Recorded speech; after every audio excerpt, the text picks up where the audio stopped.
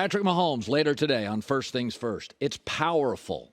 The fans can feel it. The networks can feel it. The advertisers can feel it. The players, it's all about winning. Isn't that why we watch sports? Isn't that why we wear jerseys? I mean, I don't, but people do. Winning. It's the thing. So Sean Payton is now the head coach of the Denver Broncos. And I think sometimes people just say things to get attention, like, Sean Payton is overrated. Feels like you've got some inside knowledge. He's not. When Sean Payton took over the Saints, they were called the Aints. People wore paper bags over their head. They had less talent than the Houston Texans have now. They were 3-13.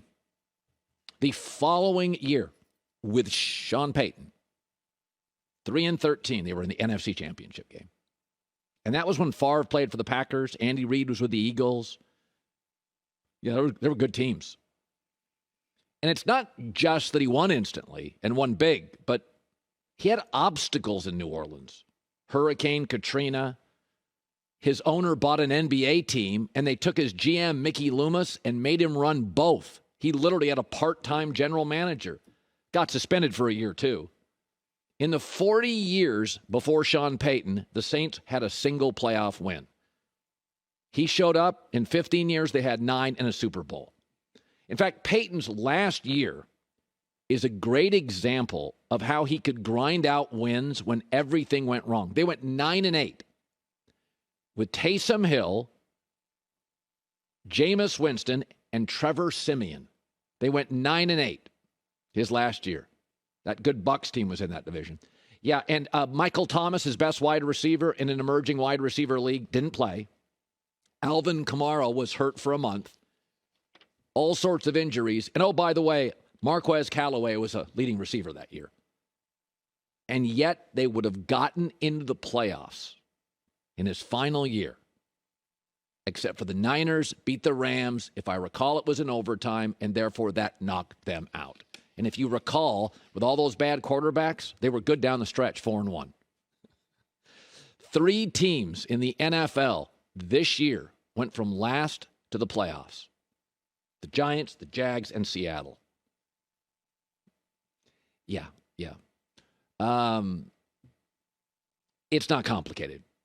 I'm not sure if a bookstore has football for dummies, but if it does, buy it. Sean Payton's a really good coach.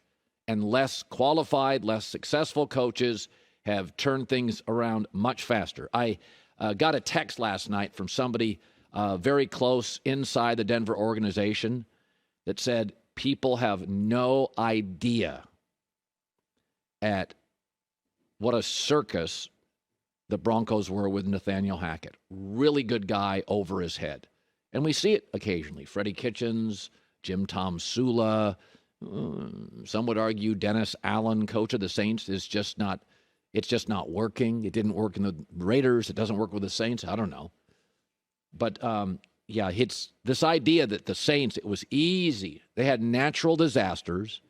At one time, he had a part-time general manager also running the basketball organization, a suspension for a year, Trevor Siemian, an aging Drew Brees, Taysom Hill.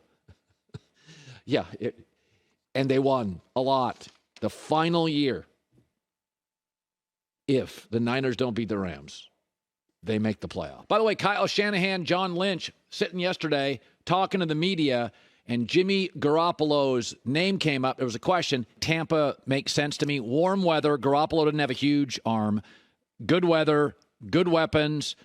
He knows Brady's offense. He can come into the system they have. It all works. He'd be the best quarterback in that division today if he went over there.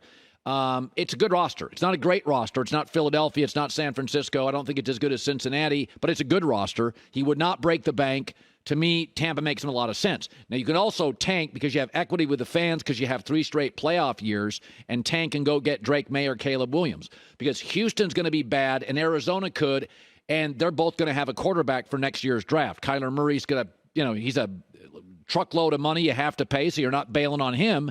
And Houston's going to draft, I would imagine, Bryce Young or C.J. Stroud or whoever.